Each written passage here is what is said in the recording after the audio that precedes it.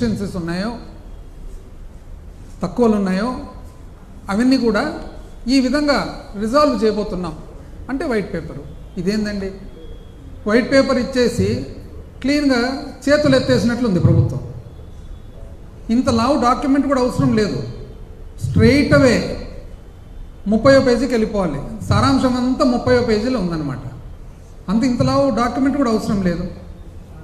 అంటే ఇది white paper అనేది మీరు తెలుగుదేశం ప్రభుత్వము మీరు చెప్పినట్లుగా ఎంతో ఆశలతో ప్రజలందరూ కూడా మిమ్మల్ని ఎన్నుకున్న తర్వాత వాళ్ళ ఆశలన్నీ కూడా మొత్తం నీరుగార్చి నిరాశ చెందే విధంగా మీరు ఈ వైట్ పేపర్ రిలీజ్ చేయడం జరిగింది.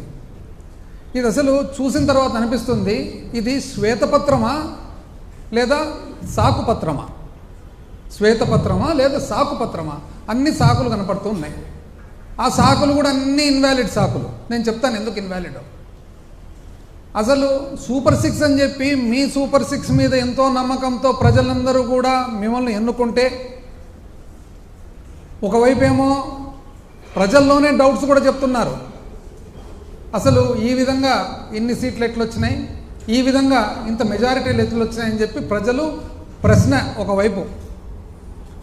ఈ మధ్యకాలంలో సీనియర్ ఐఏఎస్ ఆఫీసర్స్ కూడా ఎంతోమంది ప్రశ్న వేస్తున్నారు అసలు ఎన్నికల విధానంలో. సరే, ఏది ఏమైనా కూడా సూపర్ 6 ఇప్పుడు మొదలు కాకముందే మొట్టమొదటి ఓవర్లోనే సూపర్ 6 డక్అవుట్ అయినట్లుంది. సూపర్ 6 కాస్త డక్అవుట్. అసలు ఎప్పుడు కూడా ప్రజా జీవితంలో ముఖ్యంగా, మామూలు జీవితంలో అయితే ప్రజా జీవితంలో ముఖ్యంగా మనం ప్రజలకు ఆన్సర్ చేయాల్సిన బాధ్యత ఉంటుంది. అబ్రహాం లింకన్ మాజీ అమెరికా దేశ అధిపతి, one of the greatest politicians this world has scene.